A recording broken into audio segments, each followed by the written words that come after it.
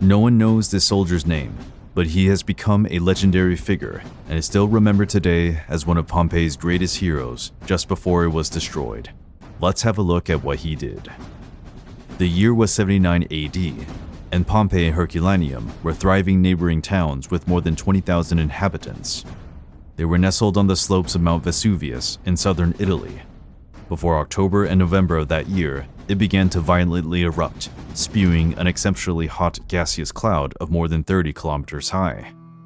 The moment the mountain started to burst forth, the people of Pompeii were taken completely by surprise.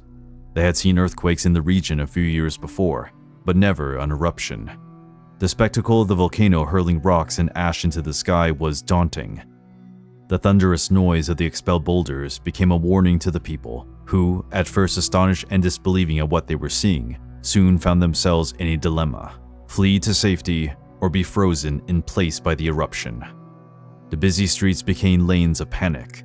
Families gathered in a hurry, some trying to flee the imminent danger, while others tried to find shelter in their own homes.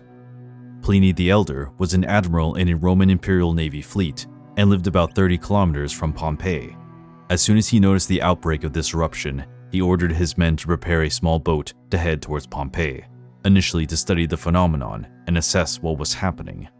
However, when he heard a call for rescue, Pliny knew he would need more than just a boat to save those people.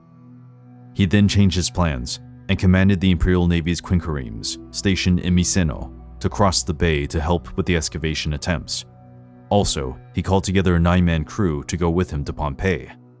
When they arrived, the situation was desperate. Pliny's nephew, who wrote about what happened a few years later, noted that as the ships neared, the ash pouring down on the cities was even hotter and denser, as well as chunks of pumice and rocks covered in fire. For a moment, according to his nephew, Pliny wondered if he would have to turn back, but when the helmsman told him what was happening, he declined. As the eruption raged on, a brave handful of men from Pliny's fleet set out on a mission to save the citizens from the ongoing chaos. As the eruption raged on, a brave handful of men from Pliny's fleet set out on a mission to save the citizens from the ongoing chaos. And one of these was a high-ranking Roman soldier, probably from the Praetorian Guard. Can you believe the courage of this man and the other soldiers who were running out of time in their efforts to evacuate the panic-stricken townspeople from the streets of Pompeii? And, to make matters worse, with stones showering down from the sky and darkness overtaking the city. However, much those men pushed to save the lives of those people, they had little to go on. Just 2 days after the gas cloud hit Pompeii, a new one loomed over the city and turned deadly. All survivors were smothered by the gases. A study found that it only took 15 minutes for the new gas cloud to claim the lives of the rest of the population, including Pliny and his soldiers. From the outbreak of the eruption, it was only 3 days before Pompeii was completely obliterated. The lava and ash covered the city's people and houses, which is why they had been preserved to this day. Only in 2017 did some archaeologists notice that, among the skeletons they had already found, one stood out. This was near the beach, just a few meters from a boat.